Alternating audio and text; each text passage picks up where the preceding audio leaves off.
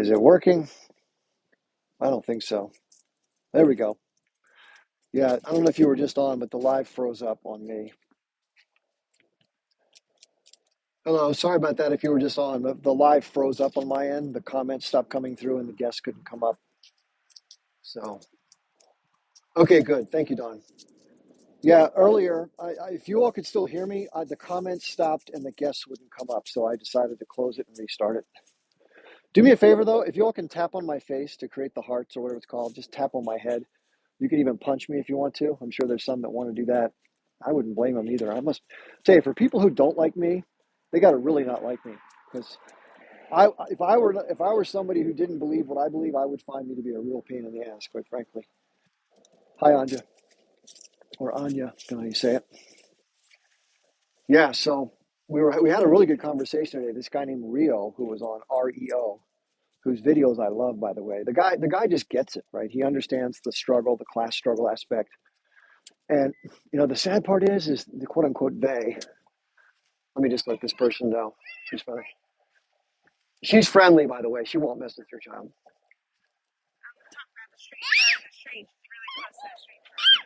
It's a doggy. What a cute little girl. Say hi.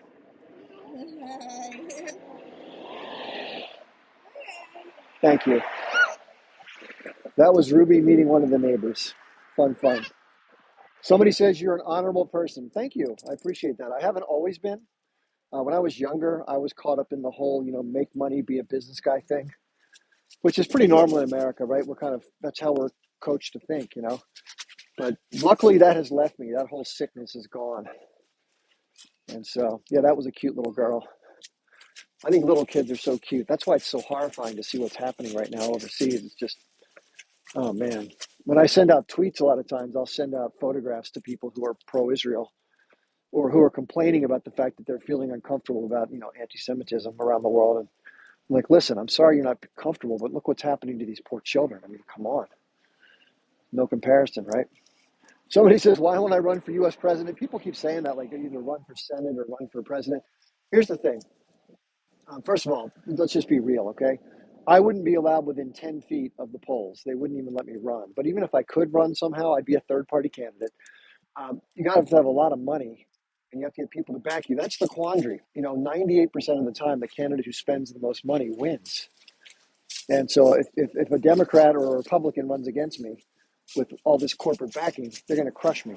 Not to mention, it's not even, it's pointless because even if you get in as president, someone like me or somebody who talks like I do, uh, they're not going to get anything done because the interests that are in place are going to work against you 24/7, 365. I mean, just look what happened with Trump. Trump gets in, and the national security establishment, he butted heads with them. So they go to town and try to, look what happened on January 6th. If you don't understand January 6th, which I'm not going to get into because they'll take me off, but there's plenty of ways you can study that. You will figure out that it wasn't, again, everything's not what meets the eye, right? That's all I can say because they'll take me down for misinformation if I explain it as thoroughly as I think it needs to be explained. So I don't want that to happen. What's my opinion on gun control? I think that most people, I kind of fall in line with most people. I think that the Second Amendment's important for the core reasons of wanting to avoid tyranny, right? And who knows where that's all. Hopefully that isn't an issue, but I think for that reason it's important. I think for self-defense, it's fair for people like women, or if you're living in a place where there's a lot of crime. A lot of states will give you a concealed carry permit if you're dealing with a lot of cash. If you're a landlord or whatever, you have to go collect a lot of money. In those cases, I'm for it, right? Responsible gun ownership, I'm okay with it. But I don't like the fact that we have to have a lot of firearms in society because I think they are dangerous tools. And while they don't necessarily do the trigger pulling, they are a tool that when the trigger is pulled are much easier to do grave harm to somebody or unalive them. So there's that. As far as ownership of assault rifles and those kind of heavier weapons that are more like an AR-15, which isn't technically a fully automatic weapon, but with a bump stock it can be. Um, those are really gray areas, right? You don't need it for hunting. Even though I don't hunt myself, I do support people's right to hunt for food only, not trophy hunting or sport hunting. I definitely don't like people shooting squirrels. Like, what the fuck are you shooting a squirrel for? It's just, just being mean to nature. or whatever. So, but different cultures are different, right? I've been to Middle America where guns are a big part of culture, and every weekend instead of watching football, they're out, shooting pigeons, for example. Disgusting shit like that. So, anyway, different strokes. But overall, I think the number one change that needs to happen to reduce the school shootings and these other public shootings, we have more mass shootings in our country in a month than people have in 10 years in other countries, maybe 20. That's a problem, right? It's a legitimate problem. So I think mental health checks, background checks, and waiting periods to get weapons. Yeah, it's a pain in the ass. And closing the gun show loopholes. You should not be able to acquire a weapon, a firearm, at a weekend exchange because it's out. It's because it's been able to get outside the law. The same background checks for all purchases and exchanges of legal firearms should be the same, in my opinion. I think most responsible gun owners aren't going to do anything bad with the weapon, so why wouldn't they be willing to do that? It's the NRA who wants to sell more weapons that represents the people who make them that try to avoid any limitations on those type of things. So I think most people, even people who are gun owners, support something along those lines. So I think that's the most reasonable approach. Again, the goal is to not have people be harmed, whether you're the gun owner or someone who's using the gun against civilians who are targeted by certain unhealthy or unstable people. So I hope that's a reasonable response. I mean, some people get crazy about it, and I think, it's unfortunate. But if I was a parent and I had a son or daughter die in a school shooting, I probably would feel differently, right? So, but again, everyone's got their take. That's the best I can tell at this point. That would probably be the fairest because they aren't going. Let's face it, guns in America are not going anywhere. And if you think about it, if there ever was going to be a massive problem, who owns most of them? The conservatives own most of them because that's most of the conservative thought. People in cities who are more liberal don't tend to buy or carry firearms, and then people who are conservative who live in the quote flyover country it's a very gun friendly culture. So if there's ever a big fight between left and right, I've got my money on those who have the weapons. But hopefully we don't come to that. Anyway, happy Saturday, everybody, too. So nice to see you here today.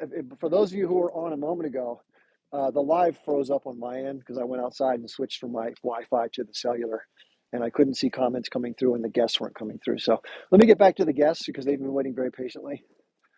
I really appreciate it. Okay, so by the way, the other guests went away, but keep going until we're finished walking. Hello. Hello. Hi, Hi. Chip. How are you? Good, thanks. So nice to see you back online. I haven't seen you in quite a while. I just wanted to firstly say, sorry. I firstly wanted to say I love the work that you do, love everything that you have to say. Thank you. And I, so recently we've been doing a project for the children of Gaza, involving balloons to show our support. And we are planning on releasing them from Egypt. I know that you work with Quinn and a few other people, and I just wanted to get your opinions on what you would think about this project and how we can make it into a reality. So, Well, can I just jump in on that? So I have very of mixed feelings course, about that. The sentiment of that is awesome. And anything that comes together with people joining forces to do something to make a difference, I'm all for. From an ecological standpoint, I will let you know that balloon releases are one of the worst things human beings do. It's Mhm. devastating to the natural environment. Different animals will eat the balloons and get sick and die from that. So I think balloon releases are irresponsible and unnecessary.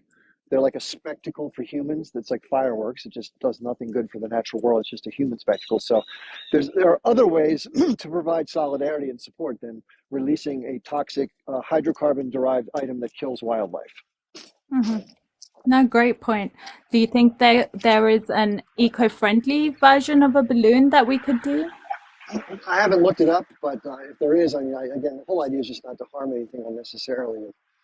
I listen. I just don't think that the purchasing of stuff like that and releasing it on a one-time thing is really a smart use of resources anyway.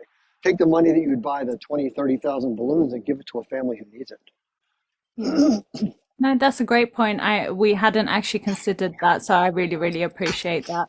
Yeah. Maybe I'll look into more eco-friendly ways if possible, but I appreciate your opinion on that, so thank you. Okay. But yeah, take the next guest. That's all I wanted to discuss. I just wanted to get your Okay. views. Yeah. And I have sent you a telegram. So if you do want to get into contact with me, it's there. Thank you. Keep up the great Dude. work. Have a Yeah, brilliant day. wonderful. Stay Where blessed. are you from, by the Where are you from, by the way? I'm from London, from the UK. Okay. Wonderful. Yeah, Yeah. beautiful place. Lots of things changing there as well. In London, they had those cameras where they have these readers now. If you come into London, you get hit with this massive fee in a car. So a lot of people have been taking them down. So are you familiar with? I'm sure you're familiar with those, right? Yep. Yep. Oh, All for someone, by the carbon way, emissions. someone suggested a lantern as an eco-friendly way. That's a great idea, actually. We can definitely consider that. Thank you. But yeah, Yeah. London is a bit crazy. The whole politics side of it is a bit crazy. Yeah, I don't know what's gonna happen, to be honest. Um, yeah. Tories are in control. Hmm. So it's all about money. Same thing. And Rishi Sunak is a disaster. I'm not a fan. I'm not a fan of Justin Trudeau or the guy in charge of Germany. All those leaders are just they're rotten from the top to the bottom. They're all so crooked. But I want to thank you for following me. By the way, thank you so much for doing that. No, And my pleasure. if you ever lose track of me, the reason is because my primary accounts keep coming down. And so the way you can get around that, if you want to, I have a link tree in my bio, Okay. and it has different Telegram groups, but a very top one says TikTok backup. So if you follow my backup account, as soon as I go down on the primary, I go right to the backup and start doing the same. So if you follow me, you won't lose me. Sure, I will do that. Yeah, because I was following you on your first account, but then it disappeared. So I just came across you Yep, recently. And I was yep. so So happy to see you back. yeah, thank you. I'm glad to be back. It's no fun sitting on the sidelines when you can't do anything. So thank you. We appreciate you, Chip. Have a brilliant day. Okay, Thank you thank so you so much. much. I'll be You in as well. contact. Thank Thank you. you. Okay, Thanks. please. Yeah, nice to hear from people from the UK, right? I mean, it's nice. That's one of the cool things about the. Oh, I should have told her my link tree is not appearing overseas. I tell you, the amount of silliness that goes on. So, if you don't know what a link tree is, it's a link at the top of your bio that allows people to connect to your other social media and other resources. And overseas, mine doesn't show. So, I guess they just, I don't know what's going on with that. So, yeah, Maz just put it into the chat. She pinned it. Thank you, Maz. So, if you click on that, you can follow my backup account. And like I said, I've had people contact me saying, "Hey, where'd you go? What happened to you, man?" And it's like, if you follow my backup account, that won't happen to you. You'll see me live the same day I get knocked off of this if it happens. So thank you, Mohammed. I appreciate your nice words. I like doing this thing. It's fun to do. It's fun to share knowledge and talk to other people and learn from them. So thank you for saying that. And listen, for those of you who don't know who I am, I'll just tell you really quickly. My name is Chip Barnes. I'm from the United States. I live on the East Coast of the U.S., same time zone as Washington, D.C. And I'm a former Army officer. I served in the first Iraq War back in 1990. And, I learned about the Palestine-Israel issue in 1989. So I've been following it ever since. And, when everything happened, I just so happened to come onto social media for my first time about the same week that this all happened. So I was able to come on and talk to it and other stuff too, right? But I think it resonated because, I'm an American and most people are learning about this now, kind of waking up because, they didn't have a reason to know about it before. And our government, by the way, is terrible in terms of providing a very one-sided view of this, which is what I knew in 1988 or 9 before I learned. And it's nobody's fault for not knowing, right? The government seems to be working very hard, along with the folks who support Israel, to give people a certain view of things, which supports the narrative of the Israeli perspective.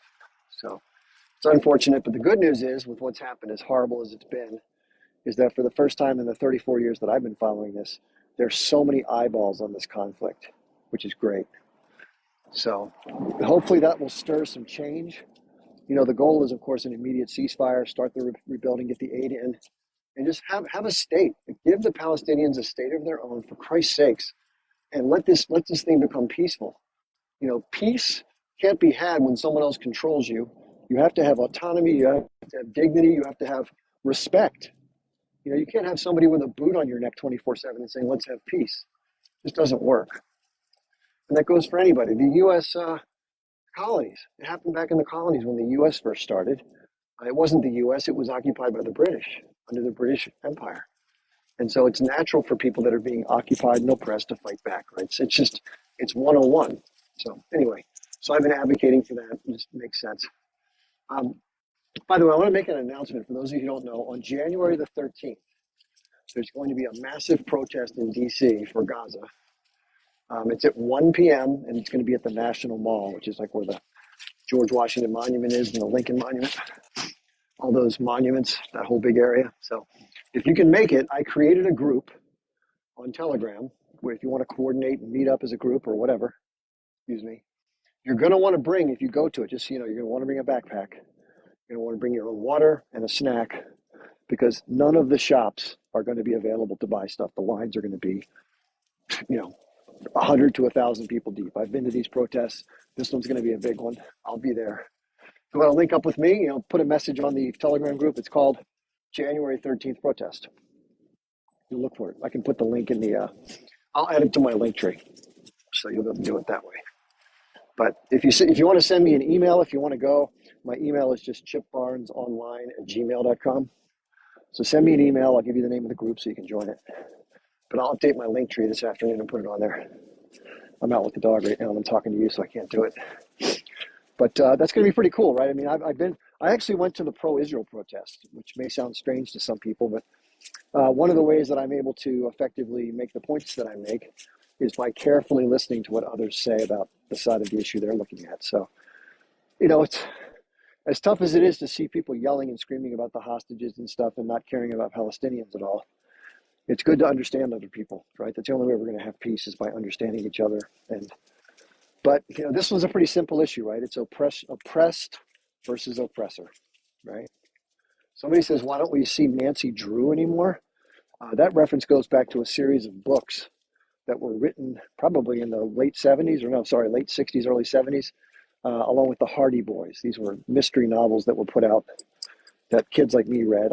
Girls read the Nancy Drew and guys read the Hardy Boys. So when I was like 8 years old, I remember reading a bunch of Hardy Boys books. They had like 50 of them or something like that. Anyway, I don't know what the hell's up with Nancy Drew. No. So somebody asked, should Telegram be replaced with Signal or Session? Some people make an argument that Telegram's not as secure as Signal. I probably tend to agree with that. But the functions of groups and channels on Telegram are just too easy to use right now. Signals doesn't have quite all those features. But if you really want to have a secure conversation with somebody and have it be completely secure on your own, I think Signal's the way to go. Yeah, exactly. If you're old enough to remember the Hardy Boys, you're old like me. I'm 56. So I probably read those books in 1975, 1976, maybe 74, which is crazy. Why bring a prepaid phone? I didn't say bring a prepaid phone. By the way, the one thing you want to expect at these protests, expect that your cell service will not work. So you have to ahead of time create landmarks you're going to meet up at, like subway stops or certain stores or certain parts on the mall, because you will not, it's like the old days, you will not have a phone. Your phone won't work. Your data won't work. You might barely be able to get an email out every 20 minutes. So that's what happened to me when I was at the pro-Israel protest. That was 350,000 people. This one's probably going to be 500,000 is my guess. So my suggestion is, that's why I created the Telegram group. So we're going to have to coordinate up front. We're going to meet at this particular subway stop or whatever, and then we're going to go together to go there. And if anybody needs to like carpool, a lot of times what I'll do is I'll drive I live north of DC by about an hour. We'll meet certain people at one of those like park and go stops, and then we'll take the subway or the train from there down to DC. Because the traffic's, you're not going to find parking either. It's insane. Anyway, been there, done that. I've been to so many protests in DC, I can't even count. But it's always the same story. Some are bigger than others. What does that exactly mean, may I ask? Somebody said, oh, it's directed to Jewish Voices Against Zionism. Yeah, so remember, there are people from a group called, let me let the dog off. Ruby, come here, baby, come here. Ruby, come here. Hi, stay. Ruby, come. Just one sec, I gotta get my dog off the leash. Stay, hold on. Stay, I'll click you, stay. Okay, there you go, go play. Yeah, dogs like to have fun, right? Good stuff. So, yeah, Jewish Voices for Peace is a good activist group that's really critical of the occupation of Israel's behavior, especially in this conflict. And they want peace. So I think the solution for peace is going to be, peace with dignity, separate borders, and self-autonomy, like we said. And to expect otherwise is silly. So you can either continue to hammer somebody into submission and they're always going to fight back, or you can create a boundary in peace and live in harmony. Right? Those are the two choices. So has anyone decided who we should think about backing the next election? Okay, I talk about this a lot. So the question is, has anybody thought about who we should back in the next election? I'm assuming you're talking about the American election, the US election, 2024. Okay, I talk about this a lot. I'm not going to say this to be condescending or disparaging, but I'm 56. I've been involved in what, 10 election cycles, 40 years, about 15, 16 when I started paying attention. So in the 40 years that I've been watching this stuff, in terms of the big issues, okay, the money, the economic system, the power dynamics with the foreign policy, the way the Treasury allocates money, the debt that gets racked up, elections haven't changed anything. So you vote for candidate A, they win. Candidate B, you lose. That's just the deal. I mean, I wish it were otherwise. So I don't believe, and many others who have taken time to study this and observe this for decades, I don't believe that voting, even though it's a civic duty and I'm not against doing it, but the power structure that's in place has taken over the systems that normally would serve the constituents or the public. So somebody just mentioned a large amount of money being sent by Biden to Israel. So he said 150 million. Yeah, quite possibly. They've done some executive orders. But getting back to what we're talking about. So, you can vote if you want to. You can do political organizing. I've done that before. My goal was to get better people in power. Okay, I'm going to describe this a certain way. That's a very simple analogy. Okay, imagine that the power structure that has its claws on the system that we would normally use to benefit the population. Like the idea is, according to the American system, is you have a representative democracy. It's a republic, but you have a representative election system where you vote for people. They go to Congress. They're supposed to work on your behalf based on the majority vote. That's the goal. That's the system in theory. Then you have a Supreme Court and other judicial elements of society that adjudicates lawsuits and stuff like that. And then you have the executive branch, which is the presidency and all the administrative elements, the State Department, the Treasury, Department of Defense or Department of Offense. Those elements of society have all been co-opted by power structures, whether it be lobbyists, special interest groups, dark money, political contributions, corporations that are people. Money is free speech. The national security state, the media apparatus, the whole thing works together to control it in such a way that it's difficult for people to reform it from within it, which is voting. So therefore, there's going to have to be a different path to reform. So I talked about this earlier on the live. You probably weren't here, but I'll summarize it as briefly as I can. So you know how unions work, right? For a company, unions use their labor, their numbers, and whatever other tools they have to try to hold out on the company to put pressure on them to make a change, a concession of some type. And they agree on the tactics and the negotiation based on what they want. They try to negotiate, in terms of just talking to the company at first. And when the company says no, then they do other things. They either threaten to go on strike or they go on strike. They have a union fund that helps people survive the strike, so people don't fall through the cracks. Well, look at the whole country and the power structure as a country that you have to unionize against collectively. So what does that mean? Well, you have your numbers, you have your labor, and you have your buying power. And those three tools, writ large, have to be brought to bear in order for there to be potential change. So there's a lot of ways it could play out. There's people that are trying to talk about how to organize stuff like that right now. I have a link in my bio. If you go to my link tree, it's called Action for Change. It's right on down the lane of this stuff. So if you get in there, lots of people are talking about it. Again, the goal is to do everything through normal protesting, normal striking, and hopefully some basic civil disobedience, like maybe standing in places and blocking certain things. That's all going to be nonviolent and not cause any kind of a ruckus, but that puts enough pressure on the status quo that something can change. That's the basics of it. I don't know exactly how it could play out or will play out, if it will play out. There's a lot of things that keep people from getting involved, right? Fear, worry, concern, lack of knowledge, all this stuff. So that's why I think voting is no longer a good route. You can do it. I mean, I'll give you an example. Voting is like recycling is to saving the biosphere from being destroyed from industrial activity. Okay, not bad to do, but wholly insufficient to turn the tide. All right. So if you're going to change the impact of industrial society on nature, you have to reform and change the way it functions at its core.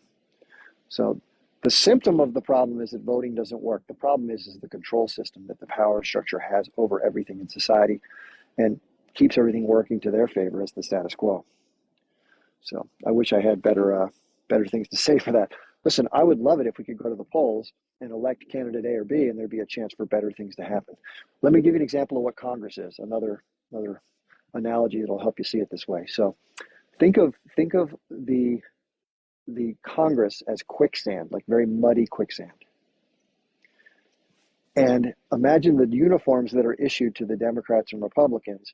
The Democrats are wearing white jumpsuits, and the Republicans are wearing gray or beige jumpsuits. And the third party's wearing the gray. So anybody who jumps into the quicksand or mud pit, no matter how good they are, they're going to get muddy. And the mud pit is what has to go, not the changing of the people jumping into it. That's the best way I can describe it to you. And accepting that reality is tough for most people. Most people are told to believe that there is no mud pit, that there's a system that functions. If you just vote for the right people with the right policies, things will change, right? That's what people are told. In reality, there is a mud pit that's controlled by the two-party system. The heads of the party are controlled by the donor class and the national security state. And therefore, their hands are tied, and they usually acquiesce or play ball because they're part of the power system. They're selected to come up through it. So most candidates are pre-selected, and the candidates who have the most financial backing 98% of the time win.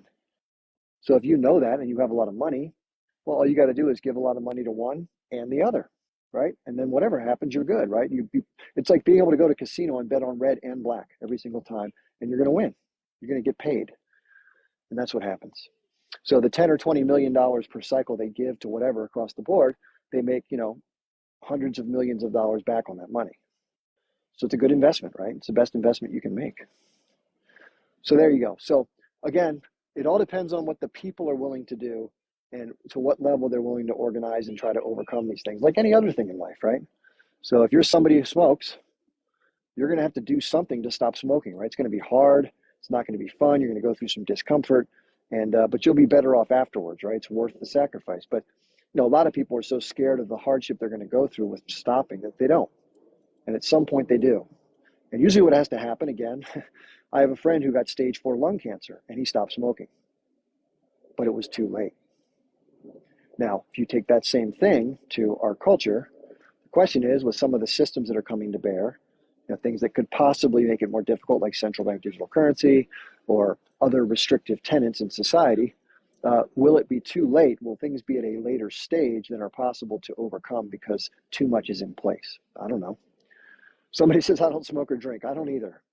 But some people do. So, one of my fellow residents in my building, she smokes probably 20 cigarettes a day. And it's just, her teeth are all gone and black and gray. And she's a very nice person, but she's going to have lung cancer. There's no way she won't. And she's probably in her mid-50s. She looks like she's about 70. So it just destroys your pulmonary system, right? It's terrible for you. Somebody says, vote for Dr. Shiva. He's not bought. So if you don't know who Dr. Shiva is a systems-based thinker. He's got a YouTube channel. Interesting guy. I think he's a little bit self-congratulatory sometimes. He says he invented email. He says he invented some other stuff. I mean, he's very boastful, but he's very smart too. And he's running for president. And he has this thing he calls this thing called the swarm. The same thing I call the power structure. He calls the swarm. And it's not necessarily like this big, vast plan. Like people don't get in a room and dastardly planning. It's a way of thinking. It's a common operating system that many people share. But I think Dr. Shiva is right on the money in terms of how he sees this. And he's talking about movement building, which again is the same thing. It's all the same. It's all good, no matter if it's Dr. Shiva or whomever. Again, but Dr. Shiva is a third-party candidate.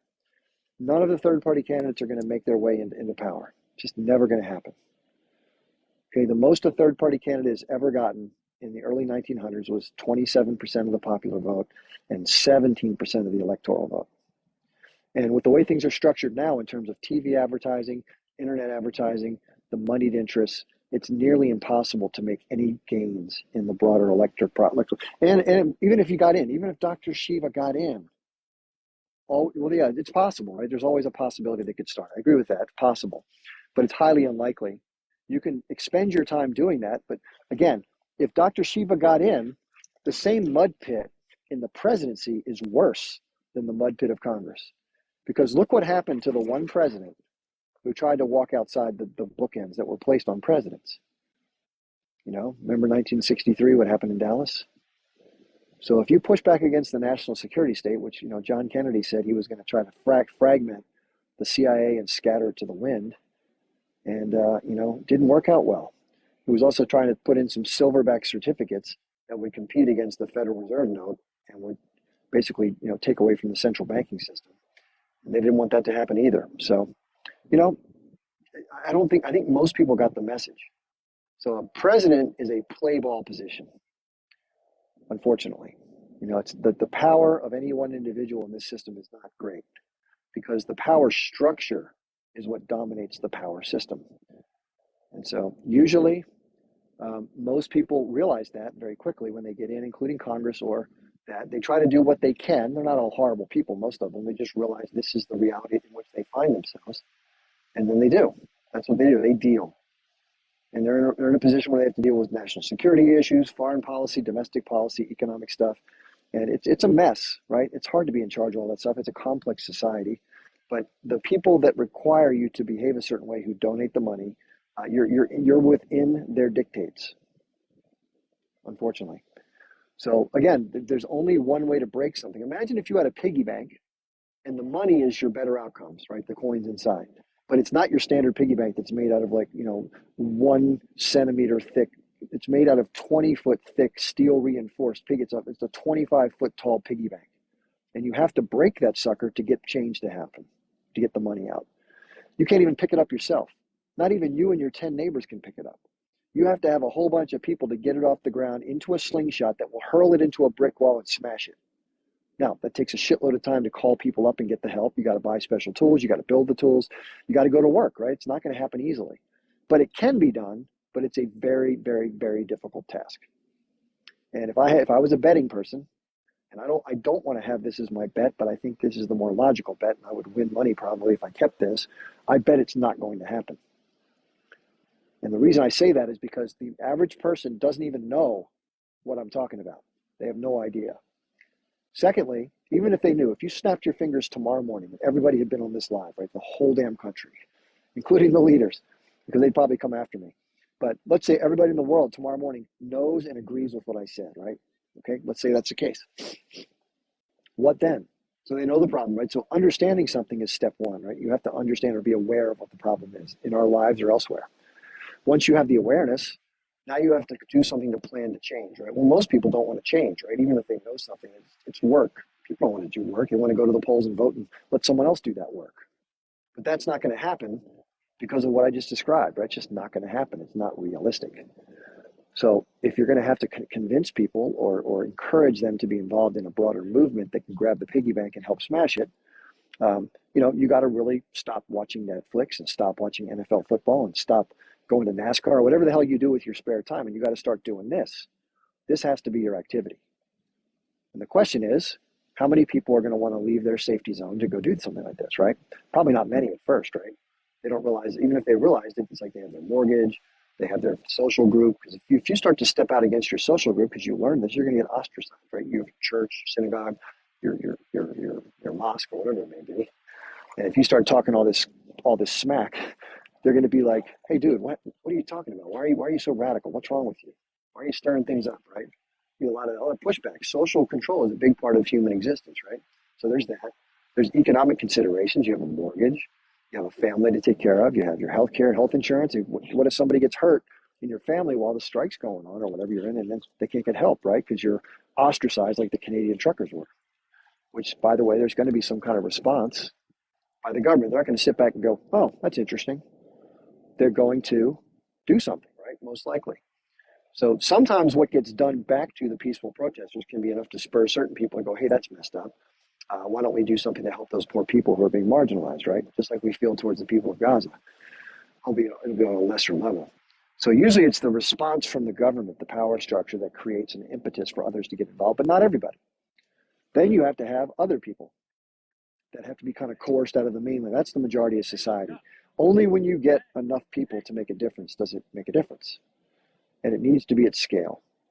So if it's done very small, like we talked about earlier in the live about Saddam Hussein and Muammar Gaddafi tried to step out and change the dollar hegemony, and they got smacked. They didn't have the power to withstand the U.S. pressure. But these BRICS nations, 5 countries at once, it's like having 5 twigs together. Try to break 5 twigs. It's much harder than breaking a single twig one at a time. Snap, snap. So these are the things that most likely have to come to bear. Listen, it's like a movie, right? It's a movie script. I'm talking fictionally. I think if this will be an interesting movie to watch, right? It's played out in history before.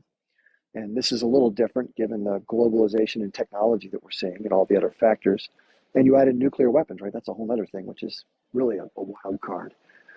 But I like to say it's like climbing Mount Everest 10 times in a week is what this would require. And it's troubling. So what's happening now, let's talk about what's happening, not what might happen. What's happening now is there's a lot of power consolidated at the top. We have chain stores in America. We used to have locally owned small businesses. We still have some, but very few. And when you spend money, where does that money go? It doesn't stay in the community. It goes up to Wall Street. Now, who owns most of the shares of the companies that are publicly traded on Wall Street? Well, the top 0.5% own like 60% of that stuff. So whenever we spend money right now, it's going to enrich the Jeff Bezos of the world, the Elon Musks, and all these other rich corporate / large dollar shareholders who happen to be the donors. Are you seeing a pattern here? So they've got us in a situation where we're kind of into these technology devices, which we're talking about right now. They're going to add additional tools, most likely, that are using the same technology that we're now completely habituated to for our convenience, right? It'll be sold on convenience, but then we'll make things more difficult to some extent. Okay. Now, I don't know exactly how it's going to play out because, those are the things that are unknown. But I think if I were in the oligarchy and I was understanding this landscape, which I'm sure they do, I would want to have something that as people get further squeezed economically and otherwise, they're going to get upset. They're probably going to want to do some of the things we've been talking about to some extent. And you want to have systems to try to reduce the likelihood of those things having success, right? So I would want to be leaning towards more repressive measures. And we're in late stage empire, right? So we're no longer on the ascent, we're on the descent economically and everything. So same characteristics of neglecting your people at home, overextending your foreign military entanglements, excessive debt.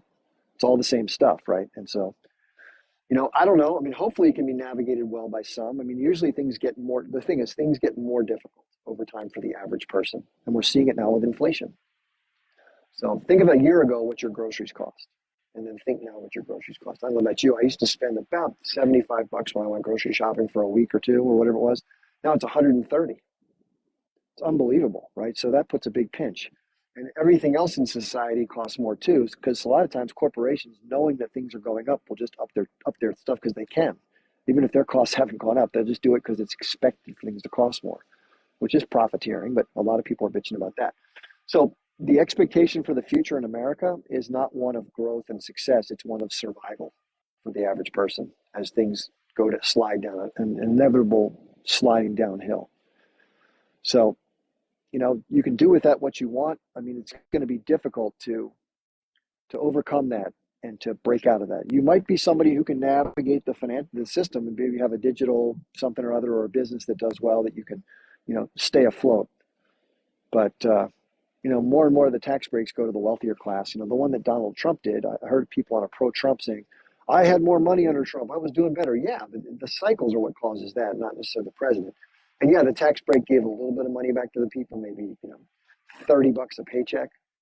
But most of it went to the top 0.5%. Like 80% of the tax break went to a very small number of people. Trump is not the answer. Trump is from the class of people that the movement has to push back against. Okay? So that's what you have to understand. So there are a lot of people that think that Trump is the savior and that Biden's the devil. It's just nonsense. It's absolute nonsense. And listen, the establishment is quite happy with people fighting back and forth over the Biden-Trump vote blue no matter what, MAGA till I die, whatever, to the end. Because guess what? The people that are back and forth in each other, what are they not likely to do? They're not likely to band together. and follow some of these more effective steps that we've been outlining. And therefore, the chances of anything changing the status quo is minimal or non-existent, right? So they've created a very, very effective system using the media and kind of fooling the public to not understand these variables or just to continue supporting a structure that's not even in their best interest. So that's an interesting revelation to some. So when I try to talk about these issues, listen, there's a reason why I was very reluctant to get on social media. I swear, people don't believe me, but 2 months ago, or a little bit longer, I never did this before, and so I was very nervous that I have family members that think I'm a nut. I have friends that don't want to talk about it. I thought no one would want to talk about this stuff. So after 3 months of telling my therapist at the VA that I wanted to do this, but I was too scared that people wouldn't want to watch me, he goes, listen, just grab your camera and start talking. And if no one watches you, turn it off. And luckily it took off. So I really appreciate you all who are following me or watching me. If you're coming on for the first time, you're like, who the hell is this guy on Saturday talking all this stuff?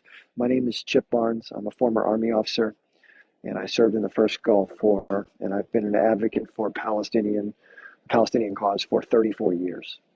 And I'm very involved in geopolitics and political science, which was my major in college. And I just enjoy learning and trying to share what I've known with people and learn more from others. And so I've enjoyed this, but I got some health issues with respect to my Gulf War service, which aren't great. And while I seem able to articulate and talk on something like this, my ability to function in general has degraded dramatically in terms of my organizational skills and my ability to plan and do stuff. So it's really weird because I was always very good at that my whole life, and now I suck at it, which it's not fun to go through a change where your brain is working against you, but so be it. So I'm trying to get some help with that because that's not my skill set anymore. So if you're somebody who's good at sort of running something, I can do it, but I'm just slower at it than I used to be. Anyway, so anybody have any other questions? Because we've been talking for quite a while now. We started at 12 noon. It's now close to 3. Yeah, thank you very much. Someone says you're doing a great job. I appreciate the compliments. I've gotten some very unflattering comments. A lot of my videos where I'm sort of snarky towards Israel and their position.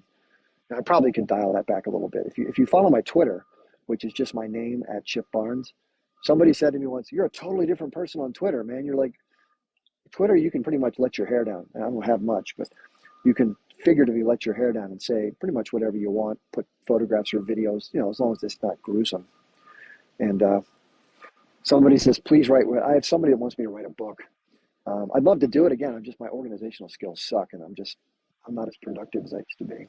Yeah, if you want to check my Twitter, there's a couple ways you can do it. You can just go to Twitter, just write my name in, Chip Barnes with no space, you'll find me. This is why I think you should go check it out, not because I want followers, but I'd love it if you would. I have a tweet pinned for you to look at. People kept asking me like, how'd you learn all this stuff, or who do you follow, or whatever. So I put a list together of great people that I've come across in my journey of knowledge, and the journey's continuing. Obviously, I'm always adding new people as I find them. But you can check that out for yourself if you like. And it's like 35 or 40 names and a bunch of YouTube channels and some other people that I like. So take advantage of that. If you want to find it, it's in my link tree, by the way. If you don't want to have to go to Twitter directly, you can go to my link tree, which is a link in my bio. It just says Linktree Chip Barnes, and it's got a whole bunch of stuff you can check out. It's got all my other social media, including Twitter, some Telegram groups, and it's got some ways you can help out if you want to help out with my cause, which, by the way, being an independent mind, the powers that be don't want to help people like me get my word out. They want to see the opposite. So I can't go to, I can't approach an advertiser and say, hey, come, it's just not me. So I have to find a way to figure out a way to cover my $2,600 a month of expenses. I'm waiting on the VA, by the way. This will be good. Most soldiers who are having health issues, veterans, were able to get help from the VA. But the VA keeps turning down my applications for help. I got one approved in 2010 for $130 a month, which is better than nothing, but it's not great given you have Gulf War syndrome and you're just sick all the time and you feel like hell and you can't think straight.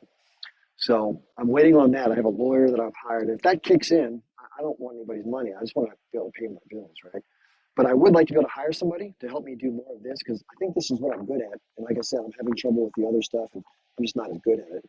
So social media takes a lot of work. Like you have to put up videos, you have to create thumbnails, you have to do the descriptions, you have to do the titles, you have to do all the video storage stuff. It's a lot of work. I didn't know how much went into it, but I have like 36 or 40 lives that I've downloaded now, and then I have to get them uploaded to YouTube and Rumble, and then I have to take out segments from each live, like we talked about today, different subjects, and put separate videos together for those. And just the editing and all that, it just takes work. It's like walking through cold molasses. It just takes time and effort. So I'm looking to take any of the money that does come in and maybe pay somebody on Fiverr or maybe hire somebody part-time or full-time to help with that stuff as I grow this thing, if I can. So, yeah, somebody says do a space on X. If you don't know what that is, it's a conversation you can host. It's an audio only. It's like a live, but it's an audio only. They call it Twitter Spaces or X Spaces. I've done one so far, but I don't really know how to use it yet. I kind of just did it, but I couldn't. I don't know. I'm kind of a newbie when it comes to a lot of this stuff. So, if anybody's good at this stuff, if you know, like this girl Angie, who's been talking about organizing a movement and trying to overcome that, she knows social media because she's a social media manager for different companies. She has her own business. So I'm looking for somebody like that to kind of help me figure out the big picture and then how to get the little stuff done more efficiently. So, because I'm way behind, right? I'm way behind. So anyway, if anybody has any questions or wants to come up, please do, because I'm happy to talk to folks. Um, in fact, Sheila, by the way, Sheila's here. If you don't know who Sheila Dean is, she's in the audience. And it's so nice to meet nice people because it kind of reaffirms your faith in humanity, right? We see some of this awful stuff going on, and you got to remember, there's so many good people in the world that are not like what we're seeing, and they care. Maybe they don't speak on camera like I do. Maybe they have other ways, but um, a lot of people do care, which is most people, I think. They just need to be made aware of what's really going on so they can, direct their kindness in the right direction. But Sheila is one of those people. She's exceptionally kind, and she's been very loyal to follow me, and I appreciate you, Sheila. And we'll talk soon. We've talked offline before. She keeps it simple. I like to keep my life very simple. I don't travel to fancy places. I don't wear fancy stuff. Look at me. I'm pretty much a regular guy. I got my boots on, and just I like to walk in the woods with my dog. That's what I love to do. So and then do what I can to be helpful and just share knowledge and try to be. I used to, and I've done cat rescue. For those of you who have rescued animals, that's awesome. Like, there's nothing more. Somebody asked me what was my best moment of my life. And so I got to tell you, it's pretty damn good when you can help a stray animal get fed, get healthy, and then get adopted. That's pretty damn good, right? That's a cool feeling. So whenever I hear about people breeding animals, like 10 or 12 dogs, it just kills me because every dog that gets bred and sold is one more dog that gets euthanized at a shelter, right? So people need to spay and neuter their damn animals, not breed them, and then adopt the ones that need it. We shouldn't have a yacht or a vacation home or a private jet until all the people are taken care of in basics and all the animals are being saved. And all the basics. We stop destroying the fucking environment. This stuff needs to be done, and it's not being done. And so I don't know if it's going to change, but those are the aspirations I think we as kind, good people should be aspiring to and shooting for. I've been thinking about it for a long time. I chose not to have kids because I kind of got a glimpse of this back in the early 90s when I started studying all this stuff, and I just figured it wasn't going to be the greatest situation for kids. I would have loved to have been a dad, but I call it putting somebody in the meat grinder. I don't think anybody who has kids, I'm not saying that you're doing that. I'm just saying, if you know the things are going to get painful off, why would you choose to put some potentially into that? Some people argue you can teach a kid and they can be a good advocate down the road. That's a good argument, but I also believe the human population has exploded. We've gone from less than a billion a couple hundred years ago to now over 8 billion, which is insane. And I think that has to change for there to be any hope for these things to work out well. I'm not advocating eugenics or mass elimination of people because that's absurd. But I think just like with the animal population issue, we need to be more mindful of birth rates and reduce the burden that we're putting on systems to decrease demand, which decreases harm. So that's where I think we need to be. But again, other people disagree. Like, a lot of people think having kids is a blessing and it's like the greatest thing to do. Elon Musk is one of those folks who thinks that we need more people because some of these nations don't have what's called replacement rates, meaning that for every 2 people that are married, if they only have 1 kid, it's not replacing them. And they think we're going to suffer because of that. I disagree wholeheartedly. I think we need to cycle down our economic systems to more local levels. We can still live amazingly good lives. Just all that excess that's being skimmed up to the top can be used to help and keep people in a very simple but basic and sustainable way of living. And it can't be fully industrialized. This is an anomaly right now in terms of how we're living. This way of life is not normal. We evolved over 180,000 years, and only in the last like 150 and even the last 30 have we been living like we are now. It's abnormal. It's crazy abnormal. So it causes a lot of problems too. It's a very complex system. We need to re-simplify stuff, have community, have local economies, have more bartering, less international trade. You don't have to have your vegetables coming from Argentina, for Christ's sakes. It's a lot of fossil fuel, right? So anyway, there are a lot of people that disagree with me. I think I'm a nutcase. I mean, they think that development is the path to human happiness. And I do agree that development does alleviate poverty. That's irrefutable, right? And it benefits humans. But just like we're seeing right now, that the Israelis are pushing people in Gaza further south, and it benefits Israelis. The establishment of the Jewish state benefited people who were Jewish, but it harms people who were, natives that were, Arab Muslims and some Arab Christians. They got harmed. I like win-win. I don't like win-lose. And what we're doing with industrial society is a big win-lose. It's wins for some humans.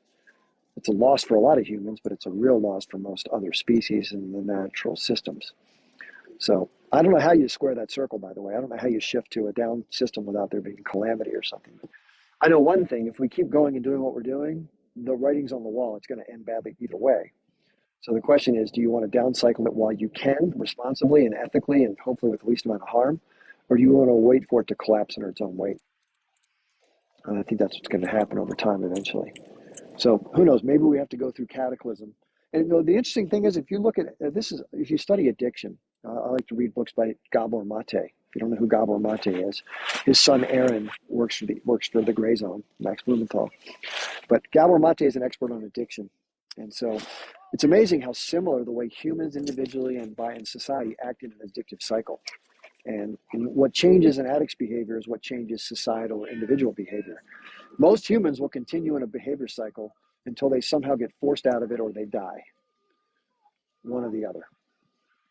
So, for example, a person who's on heroin will oftentimes have to have something so emotionally overwhelming that they're willing to make a change.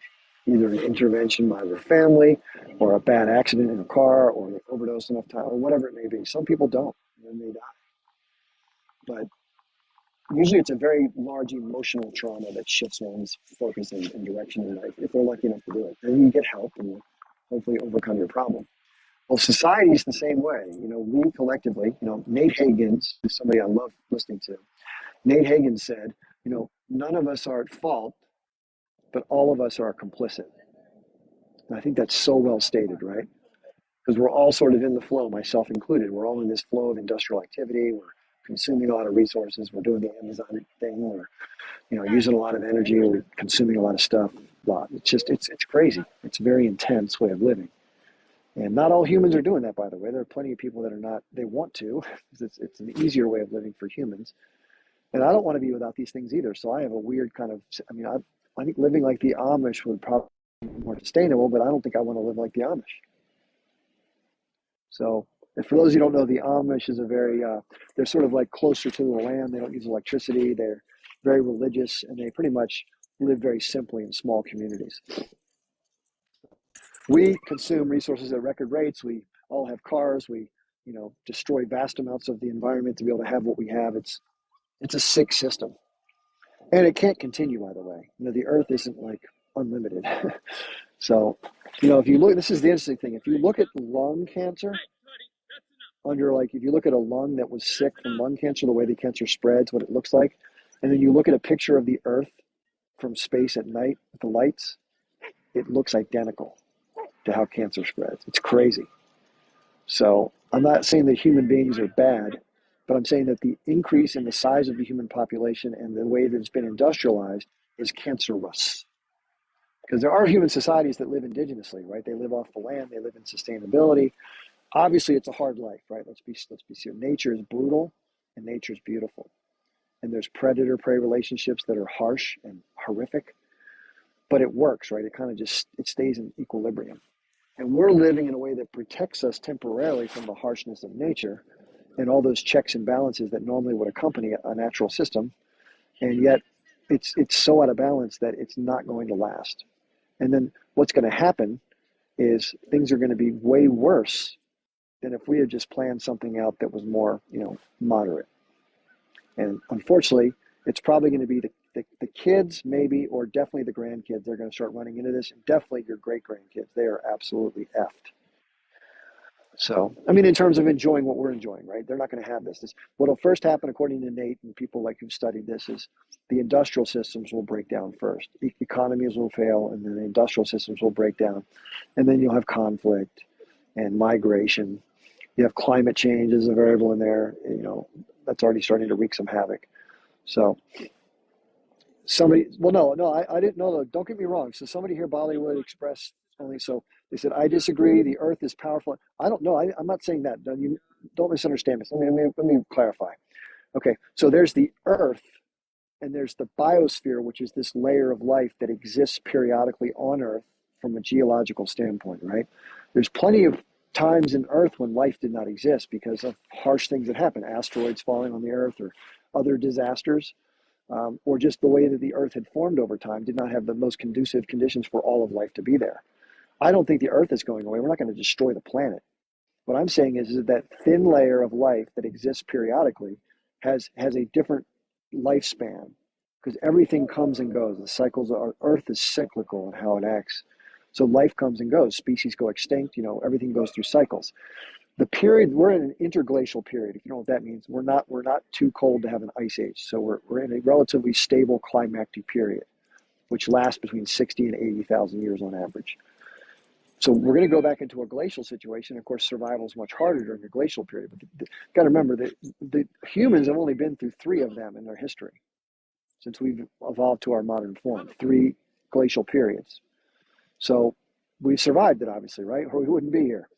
But life gets much more difficult during a glacial period. But I'm not saying the Earth is going to go bye-bye. I'm not even saying the ability for it to support life. I'm just going to say in the period that we're in, the changes that humans are bringing through their industrialization and their population growth and their emissions and pollution will eventually create a system where the biosphere degrades far greater and far sooner than it would have through a natural cycle. And then what you're going to have is you're going to have other species that would have survived longer and probably would have stayed evolved. A lot of them are going to go extinct, including us. And they will go away, and some will survive, and eventually life will regenerate and return in some form. So our time to be on the planet, my guess is probably going to be ending in the next 2 or 3 centuries, if I had to guess. And that's not bad. Like you and I are all going to not be here sometime. The light switch will go off, which is sad. But when you think about it, it's kind of sad, right? You won't get to keep enjoying experiences and consciousness and all the things we've come to like. But you'll never have to deal with throwing up again. That's how I like to think of it. You're not going to have to go through the flu or double jeopardy, which is even worse, if you know what that is. You're not going to have to sit out in the cold anymore. You're not going to have to be depressed if you ever are that or feel sick or whatever it is. So death is not necessarily a bad thing. I mean, it's sad to think about. No one wants to see people die, involuntarily, by sure. But the good thing is by dying, there's balance, right? It's part of the balance. And so I look at it as, mortality being like, it's actually a good thing. Because if we didn't die, think how fucked this place would be, right? So anyway, I don't mean to use bad language, but everything's cyclical. And so the good news is that we fit into that, but we need to fit into that more efficiently than we're doing now and more effectively for the sake of the long term. Indigenous people get this. The North Americans who inhabited, the Native Americans who were here before our European forefathers came and destroyed them and exterminated them, they knew this. They knew that they were, and this is what it all comes down to. I talk about this, and for those of you who heard me say it over and over again, I apologize. But I really believe it comes down to this. I've been studying these bigger systems for a long time. And I've read a lot of books by other people that are way smarter than I ever hoped to be. And so the conclusion is basically this. There's 2 ways you can look at the world as a human being. You can look at it through a human-centric viewpoint, meaning that humans have superior characteristics. Therefore, they have the right to be on top of the food chain, on top of the world. The world is a resource for humans to use to their benefit. The environment, the resources, other creatures, which we call animals, or the life in the sea. We look at us as they're there for us, right? That's the predominant thought. If you go into every culture on Earth, maybe except for a couple, even if they don't know they're thinking that, that's the belief system from which their behavior flows, right? That's a way of looking at the world. It's a belief system. It's an operating system that is obviously leading to difficult and harmful outcomes because you go outside your direct life supporting systems and you dominate things outside to try to make them to your benefit. You subjugate others to your will and your whim. You exploit things and others to your benefit. And it sounds familiar, right? What are the Israelis doing? Same thing. It's a conquest, domination, arrogant superiority mindset. So what scholars have argued is what lies at the root of all of our problems is hierarchy, arrogance, egotism, human supremacy. What are the opposite of that? Community, not having no ego, being humble, cooperation, and being respectful of that which you are a part of, control of. So that's called ecocentric thinking. And the Native Americans understood that so well. And they had reverence and respect for every part of life that surrounded them, including things like the mountains and the air and the breeze and the stream. Everything had a role, as did they. And when they had to take a bison or a bear or any other being to feed themselves, they had great respect and they felt the spirit of that being. They were very reverent and respectful towards the spirit of that being in terms of how it fit in. They didn't exploit, they didn't overuse.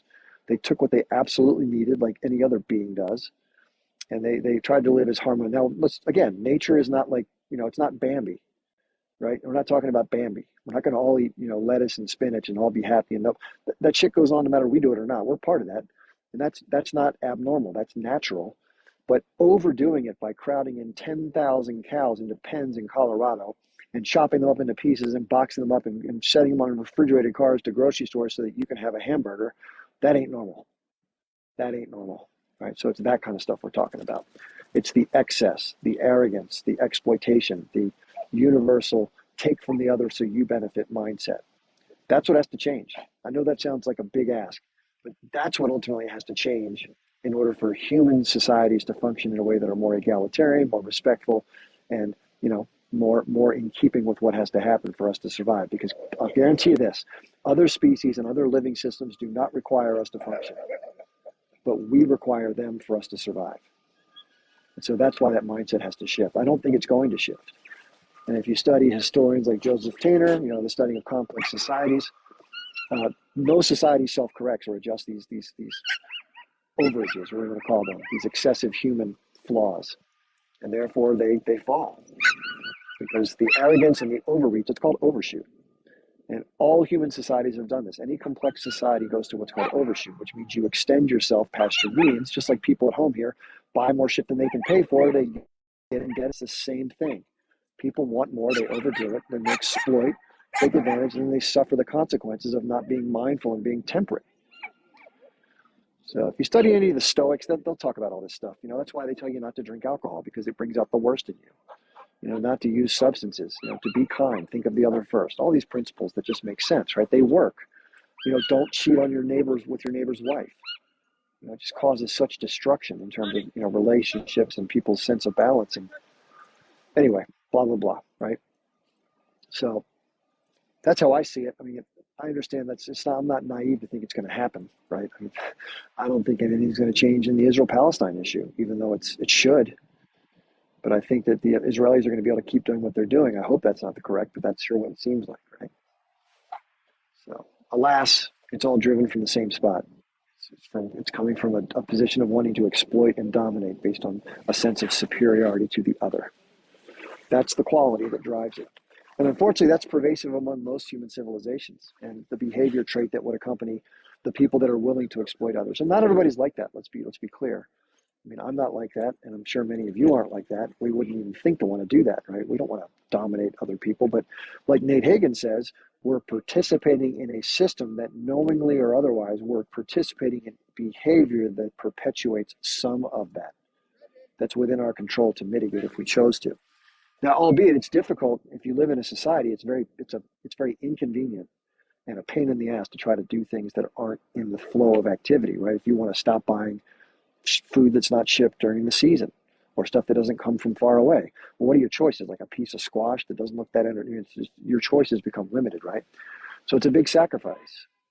And just like we're talking about with building this mass movement, People don't like change, and people definitely don't like sacrifice.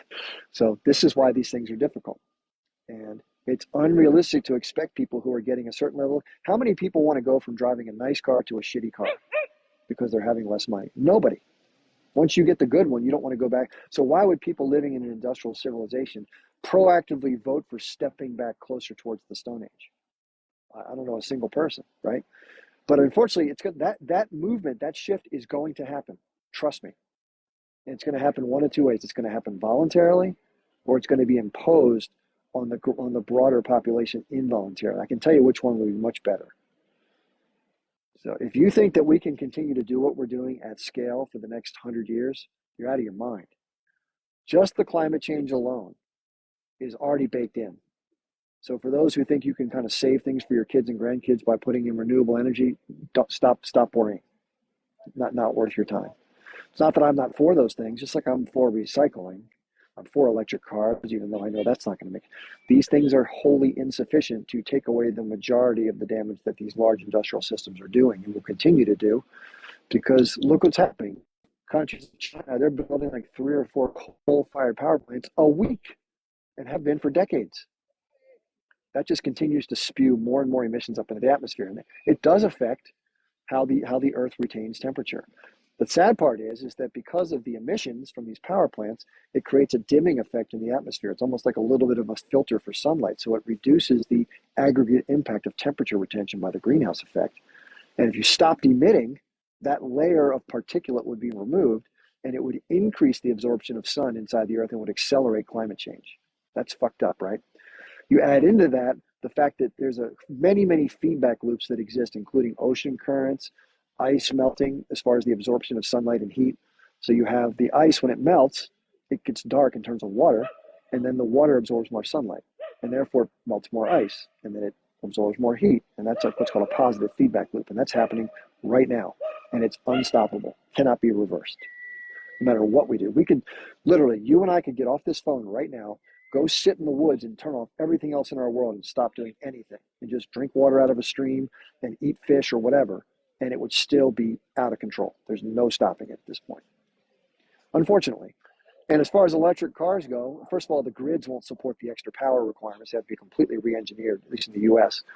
And all the materials and minerals that are required just to electrify the passenger fleet. Now, forget about the commercial drive vehicles and other equipment. We only have 4% of the known mineral reserves to build them based on the plans that they've put in place. Where the hell is it going to come from? Where are they going to find the materials to build even 10% of the electric vehicles on the planet? So these are all just, listen, it's just that, as Nate Higgins puts it, this is not to make everybody sad or unhappy. It's that we are in what's called a predicament, okay? Predicaments don't have solutions. You have to adapt to them some way or the other. You just get to deal with the outcomes, and you have to find a way to work within them. We're not going to fix these problems. You're not going to fix your stage 4 lung cancer. You're not going to get better. You may find ways to survive a little longer by taking supplements or doing oxygen therapy or maybe some new pharmaceutical that makes you last, but you're going to go. But the writing's on the wall. Or pancreatic cancers kind of thing. So, you can do one of two things in that situation. You still want to do good things to live healthy. You want to eat good food. You want to do what you can because you want to get every day you can, right? But it's unrealistic to expect that you're going to magically just kind of go through remission. That's the point I'm trying to make. So we generally, unfortunately, as a society and a civilization in terms of carbon emissions and ecological damage, have crossed a threshold into what's called overshoot. So just like societies do it individually, like previous, Mayans and stuff like that, we're doing it on a global scale, which has never been done before. So it's going to be tough. There will be some adaptation. Whether or not we survive as a species is a real question. My guess is we'll probably have some humans that'll still be alive after 2110, 2120, but not nearly as many. We'll probably be down below 500 million.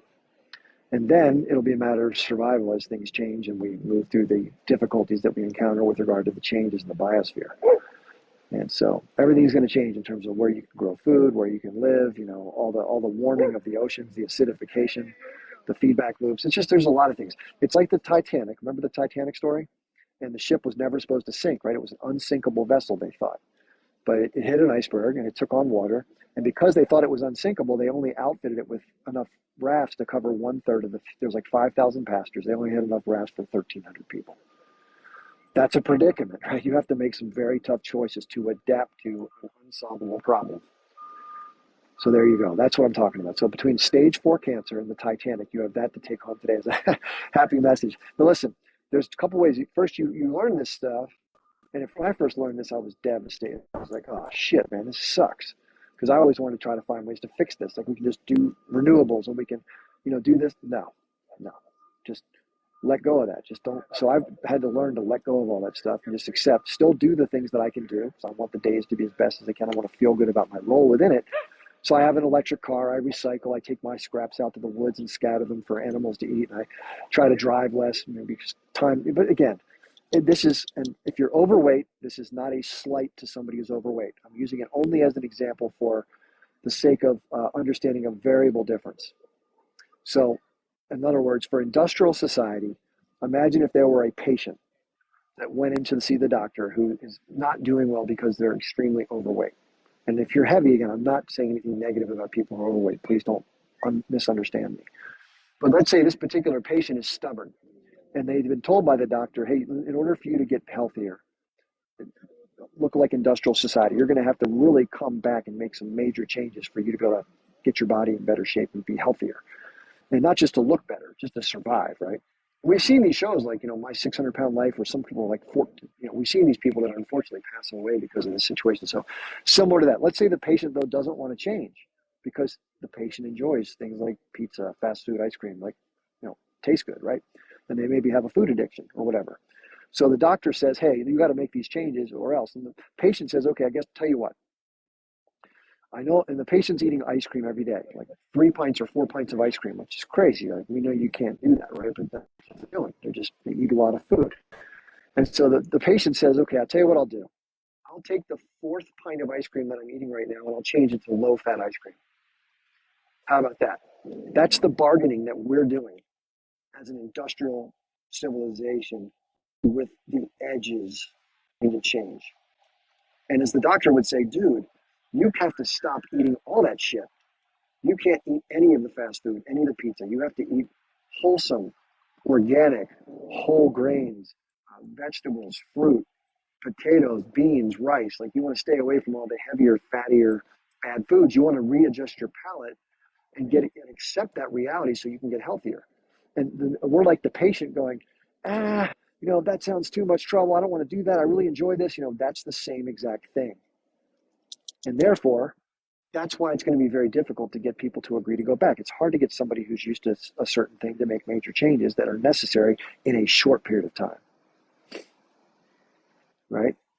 Well, Alicia, I'm not trying to talk about the specific, I'm giving an example, and maybe it's an overstated example about the fact that somebody eats that much, and that could be considered binging. But let's just say they eat 1 pint of ice cream a day or whatever after each meal. I did that for a while, by the way. So I wasn't binging. I was just enjoying it. But I had to stop because I was gaining weight. I was 30 pounds overweight, believe it or not. So let's say I was only willing to change it to low fat. Well, it wasn't enough to take the weight off, is what I'm trying to say. It's insufficient for the magnitude of the problem. That's what I was trying to get across. And again, I'm not disparaging anybody who is carrying excess body weight because it's a normal thing in America. Our food environment sucks. Let's face it. I mean, you go out and what are your options? Your options are usually sweet, sugary, fatty, convenient stuff that's just not good for you. And so, but it's easy and it tastes good, right? So it's normal for somebody in America. The evidence bears it out that from somebody's 15-year-old till they're 50, they usually gain like 30 or 40 pounds minimum. And it's just, they're not even trying. They're not like overeating. They're just eating foods that do that. So you have to, unfortunately, you have to relearn what you're supposed to eat, which I had to do.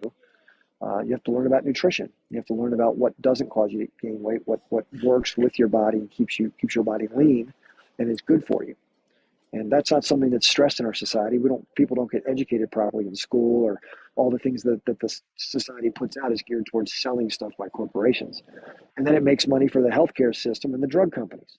Again, it's all one big racket to make money. It's sad, right? So when are we going to have a system that works for helping people and the environment and animals and other beings we share this place with, right?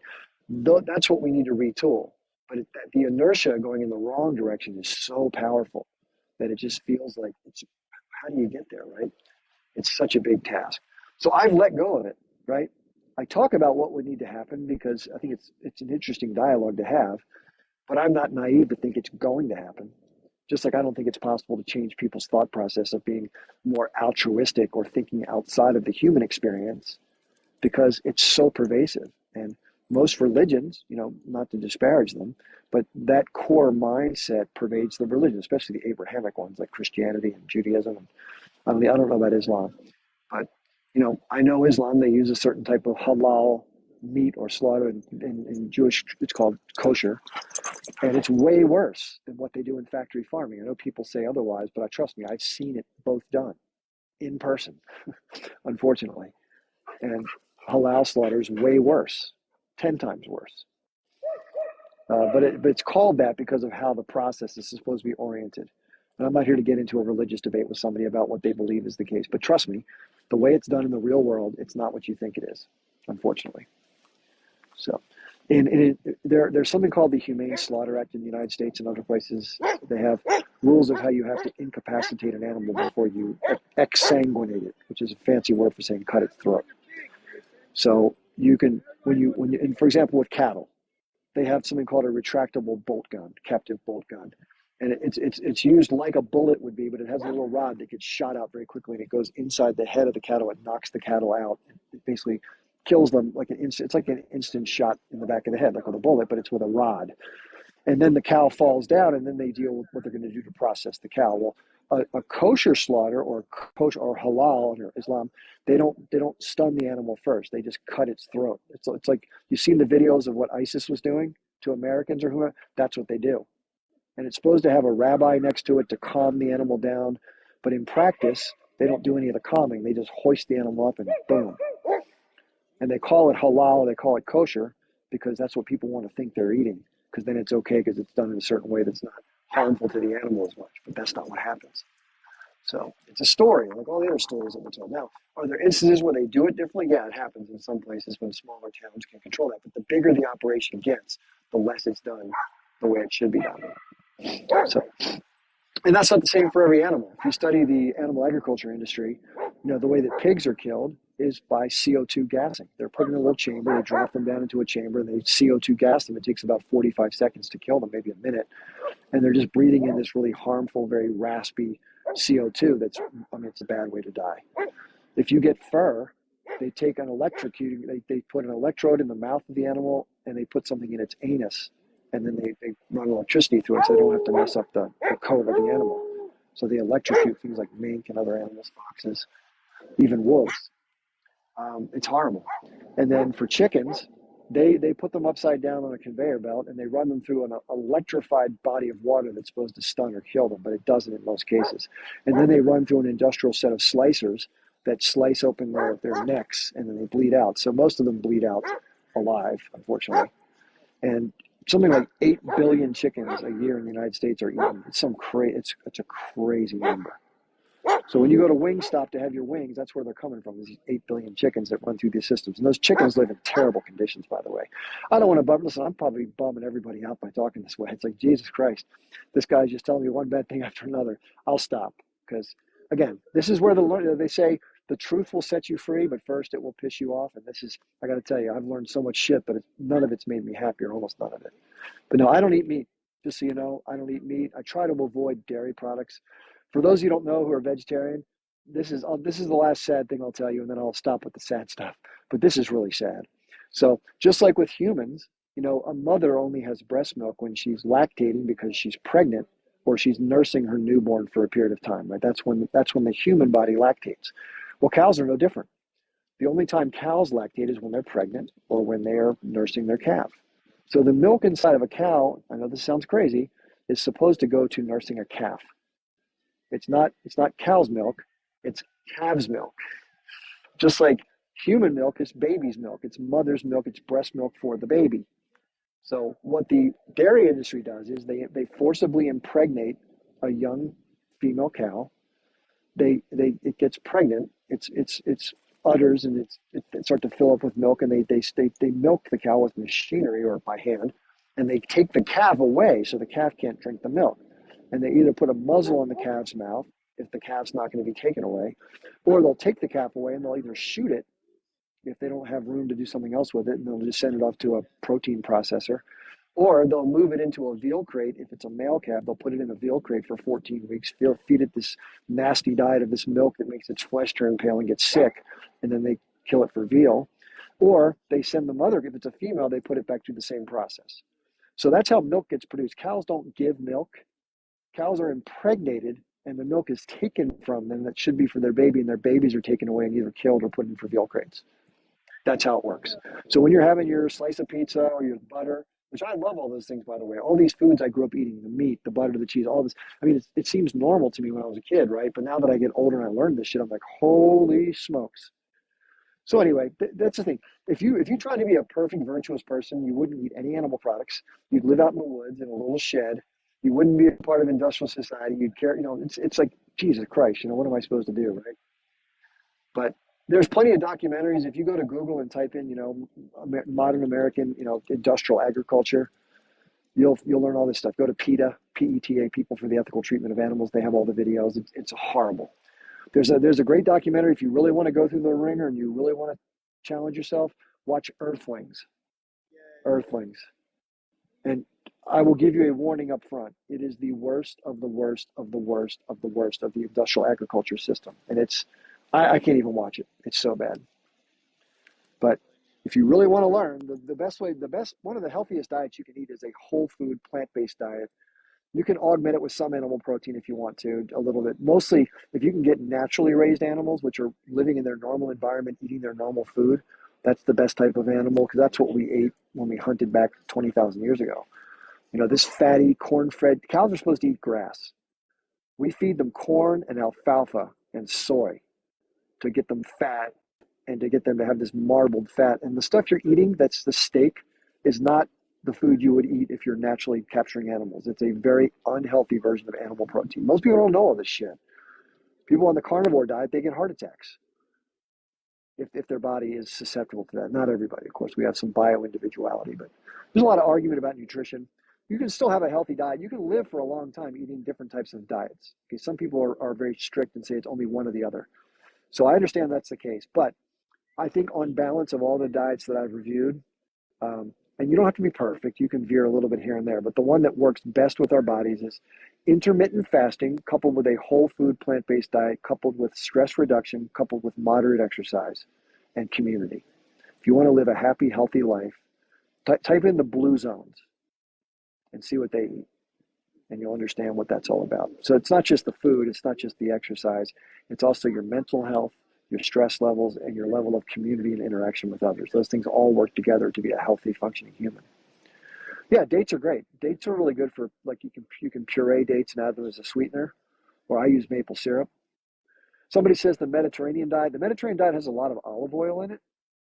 And olive oil, if you're trying to lose weight, olive oil is not good for weight loss because it's the most calorically dense substance available for human consumption. Think of it this way. This is the way you want to think, okay? I know this is a pain in the ass, but we've talked about all these systems. So if you were a human alive 25,000 years ago, right? No agriculture, only gathering and maybe some hunting if you're lucky. If you can find a moving creature and catch it, but you can't store it because you don't have any way to store it. So you have to eat it, then you have to cook it. And before fire was controlled by humans, you couldn't cook it. So you couldn't eat animals without getting sick most of the time. So we evolved to gather most of our nutrition. We gathered things like tubers and nuts and seeds and whatever, and grasses and different types of things. We ate all sorts of stuff you wouldn't want to eat right now to survive. You have to. And a lot of times we didn't survive, right? If the environment didn't offer it, you starved to death, and you died, or you got eaten by a predator. I mean, life is brutal, right? It's the same thing when you go out, when you're in your nice warm home at night and all the deer are out in the woods freezing their asses off, right? That's life. That's what you and I would be doing. So, but think of it this way. If you could eat it then, and we evolved to eat that way for 180,000 years for the most part, and we survived, right? That's what you want to eat.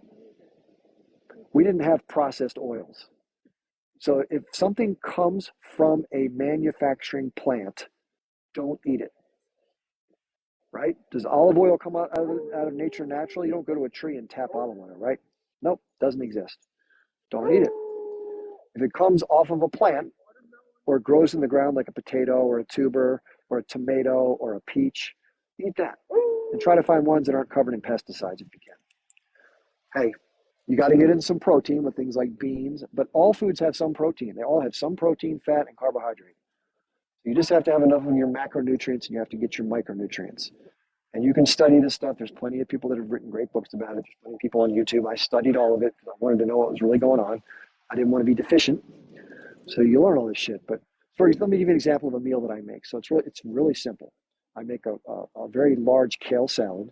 I take off all the really hard parts of the kale. I hate that stem and stuff. And then I add in shredded carrots, shredded cabbage, red peppers, usually some sort of nut, either, always raw, by the way. Chopped up raw cashews or raw walnuts or whatever, just some. Usually a little bit of avocado, not much. Some red onion, and maybe some broccoli florets if I want to put that in there. And then I toss it in an oil-free dressing, which has like 5 ingredients. It's like a vinegar, some Dijon mustard, some garlic, some maple syrup, and maybe some red pepper or something like that. And maybe some lemon juice or lime juice. And that makes a good zesty dressing without the oil. And then you put the oil on that, just a little bit, the oil-free dressing on that. And then I add a can of rinsed and seasoned garbanzo beans. That gives you your protein, that gives you your fats, it gives you your roughage, which is your vegetables. It fills you up like a mofo, and it has very little calories. So you get to fill yourself up. You get all the benefits of the nutrients, the roughage to make your system work properly. And I might eat something on the side of that too, like some fruit at the end of the day. I'll have like banana-based ice cream, which I do in a Vitamix. I'd like to have a website just for this because I can teach people how to eat right. In 2 months, I lost 28 pounds by doing this. I didn't do any extra exercise. I just walked. I lost almost 30 pounds in 2 months just eating differently. It's unbelievable. I know I didn't get the runs. No, your digestive system will be the best. And the other thing is, it takes 5 days or so to reset your palate. It's a pain in the ass because you got to go through that. It's like quitting smoking, right? You got to get off the high flavor train you've been on for years. But once you reset your palate down to the way food is supposed to taste, then you're good to go. Once you eat that way, you'll never go back because you feel so much better. You'll way down marathon. It's unbelievable. Your brain feels clear. You never feel tired. You never feel worn out. It's unbelievable. But it's also hard to do because it takes time. You gotta pre-cook stuff. Most places you go to don't have food like this, so you have to order. I order a baked potato when I go out to places to eat dinner a lot of times. No butter. Just I'll tell you a meal I had with a potato. I had 2 large potatoes, like white potatoes with the skin. I microwaved them for 6 minutes. I cooked up some white onion and mushrooms with a little bit of flavoring, and I made that and I put that over the potato and I added some hot sauce, and that was a meal. And that is a hell of a good meal. I don't know if you like. I like onions that have been cooked. Like fried onions are great. No oil. You don't need it. It tastes just as good without it. Maybe you can add some zest with a lemon or something like that. But I season everything with like things that are non-fat, and that's how you stay in shape. Trust me. I mean, it works. If I showed you a picture of me naked in a Speedo, you'd be like, damn, but I'm not going to do that to you. But I don't have body fat. It just goes away. You don't look like you're starving, but you can see how your chin is kind of angular. You don't have that that huge chin, which you just get when you eat all that animal product and stuff like that fatty food. So anyway, that's a quick little nutrition detour there. Anyway, I've been on since, it's 3 hours and 45 minutes, so I got to check out of here unless there's any other questions people want to ask. And nobody's in the queue. I know I covered a lot of ground today. Like I don't mean to you guys upset because I hear some of these things. The best thing is, this is the cool thing. We have the moments that we do have, right? So it's just making use of those, and that's all we are at anyway, right? So that's the deal. Real quickly, just to repeat my schedule for those of you who don't know it. So I go live Monday, Wednesday, Friday here on TikTok from 8 p.m. to 10 p.m. Eastern. And then I go Tuesday, Thursday, Saturday, normally from 12 noon to 2 p.m. Sometimes I go over, like one day I went till 8:15 p.m. So it was 8 hours and 15. That was idiotic. But we had a bunch of guests, so it was important. Yeah, by the way, if you're vegan, which means you're not eating animal products of any kind, right? It's also it's an animal product free way of life. So you don't buy leather belts, you don't go to circuses, you don't go to the zoo, you don't eat animal foods, to try to reduce the amount of harm to animals. It's like an ethical way of life. Some people who are vegan are not like lean or healthy. That's because something can be vegan. For example, let's say Beyond Meat, the Beyond Meat or the Impossible Burgers, right? They're not healthy. They're vegan junk food. Some candy is vegan, like some chocolate is vegan. You can eat vegan cupcakes and vegan cookies and snacks that are sugar. Sugar's vegan, right? So it all depends on what you choose. I tell you this, in my life, if somebody sticks to it, there's no such thing as an overweight, whole food, plant-based diet. Whoever adheres to that, it doesn't exist. If you follow it, drink plenty of water, follow the rules as far as the protein, fat, carbohydrates, and you eat the right foods within that. Because I have recipes, like I probably have hundreds of recipes that all fit into these categories that are good. Now I do have some desserts, which I don't make, but if you wanted to make them, they do include sugar, refined sugar. But staying away from refined sugar is really important for your inflammation. But yeah, listen, I'm never going to tell somebody says, I went vegan for 2 days and then I went back to my ground turkey and chicken. I can't give anybody a hard time because for most of my adult life, I ate what's called the traditional American diet, right? Which is, they call it the standard American diet or SAD, which I think is funny. But it includes meat, cheese, dairy, fish, eggs, butter, cream, ice cream, and then some vegetables once in a while as an afterthought on the side of your plate, right? If you even do that. So I forgot pizza. So listen, I get it, man. When you're used to that stuff and you like it, let's face it, it does taste good, right? And it smells good, and it's very culturally accepted. It's integrated into all the things we do. So to be a vegan is a pain in the ass, let me tell you. It makes your social settings harder. You're in a place where everyone's at a barbecue and all they're doing is talking about how great the steak is, and you're like, right? So, but there is vegan junk food. So all those again, let me get back to the point.